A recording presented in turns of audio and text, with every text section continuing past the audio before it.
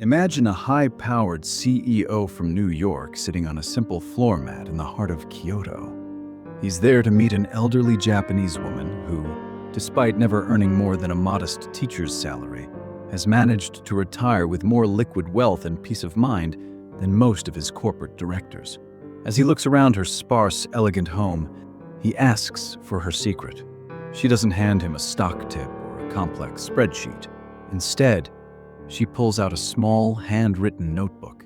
She tells him that wealth isn't a number you achieve, it's a rhythm you live. Most people are running a race they can't win because they're missing the invisible guardrails that keep a person's future secure.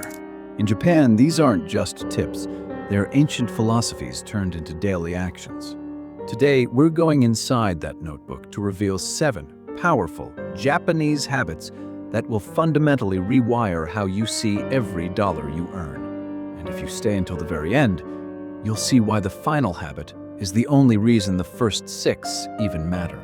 Most of us have been taught that the key to wealth is simply making more money. We work longer hours, chase promotions, and wait for that next big bonus. But have you ever noticed a strange phenomenon? You get a 10% raise, yet by the end of the month, your bank account still hits 0. It's as if the money evaporates the moment it touches your hands. This is the income trap. And it's exactly what a specific set of Japanese traditions is designed to solve. In Japan, financial health isn't about deprivation. It's about awareness. It's about a disciplined way of existing that turns small, almost invisible actions into a massive financial fortress over time. If you feel like you're running on a treadmill that's getting faster, but going nowhere, these 7 habits are your exit ramp. The journey starts with habit number 1, Kakeibo, the Japanese budgeting method. While the rest of the world uses automated apps that track spending after the money is already gone, Kakeibo asks you to slow down. It is the art of the mindful ledger.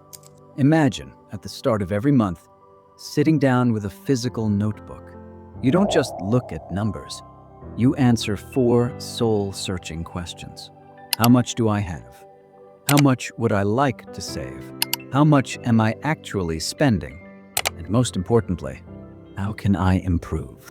When you physically write down that $5 coffee, your brain processes the loss differently than a digital swipe.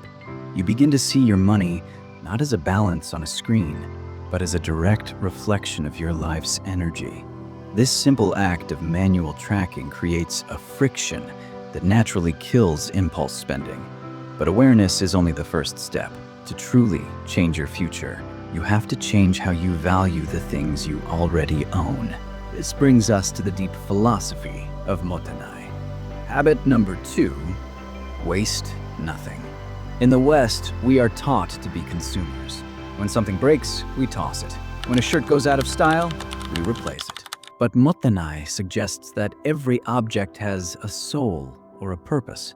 To waste an object, or a single dollar, is to show a lack of respect for the effort that went into creating it. Think about the hours of your life you traded for that paycheck. When you waste money on things you don't need, you aren't just losing cash.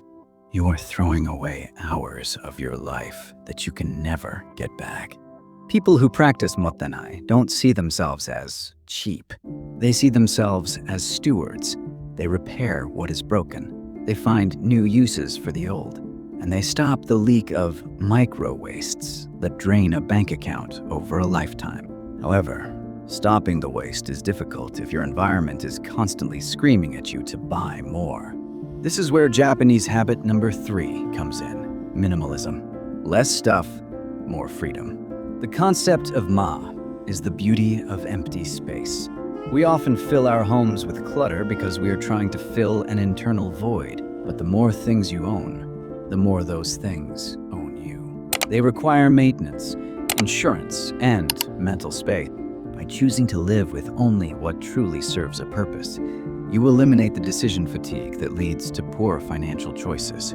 When your environment is calm, your spending becomes calm. You stop buying things to impress people you don't like and start keeping money to build a life you actually love.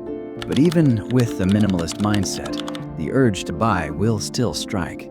That's why you need a tactical barrier, known as the habit number 4, the 48-hour rule. In our world of one-click ordering, the distance between I want and I bought has vanished.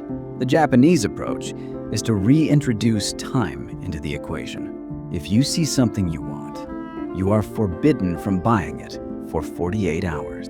During this window, the dopamine spike fades. You realize that the need was actually just a temporary emotional itch. If you still want it after 2 days, buy it. But you'll find that 8 times out of 10, the desire disappears. This single rule can save you thousands of dollars a year without you ever feeling like you're missing out. But how do you stay consistent?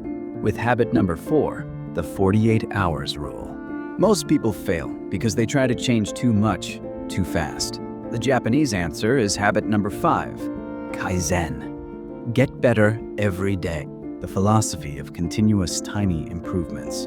Instead of trying to cut your expenses by half overnight, Kaizen asks you to find a way to be 1% better today than you were yesterday.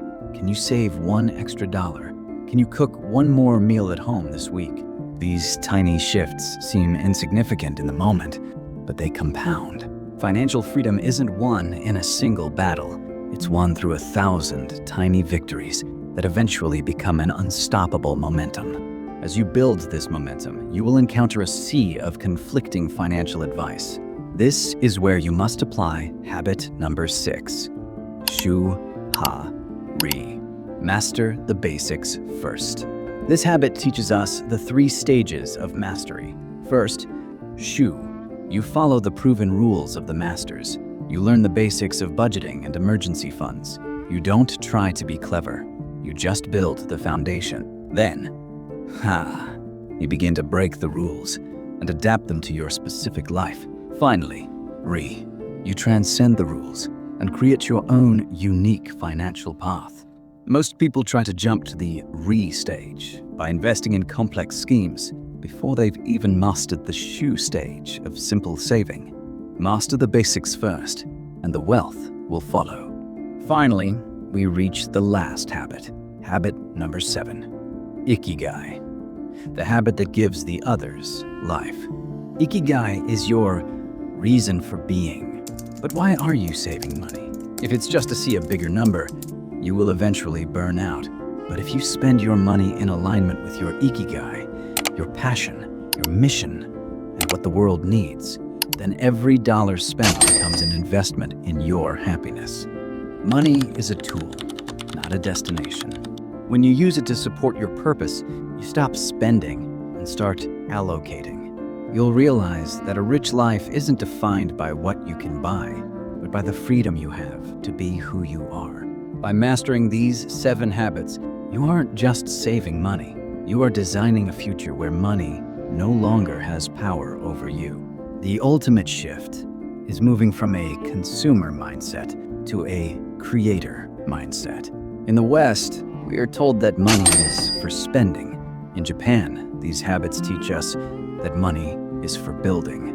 When you stop seeing money as a way to escape your life and start seeing it as a way to fuel your purpose, the stress of saving disappears. You aren't losing out on a purchase. You are gaining a piece of your freedom. Because real wealth isn't just about how much money you have. It's about how much control that money gives you over the life you choose to live. If you're ready to start your journey, with the Shu stage of mastery, you need to know which silent trap is secretly killing your progress. Because no financial system, no daily habit, no money strategy will ever work if your mind is still trapped in the comfortable lie of tomorrow. Your progress isn't always killed by a lack of money. Sometimes it's killed by your comfort zone. If you're still waiting for the right moment, if you're still telling yourself, I'll start tomorrow, then this next video is for you. Watch, your growth is killed by your comfort zone. Because until you conquer your comfort, your future will remain on hold. I'll see you in the next video.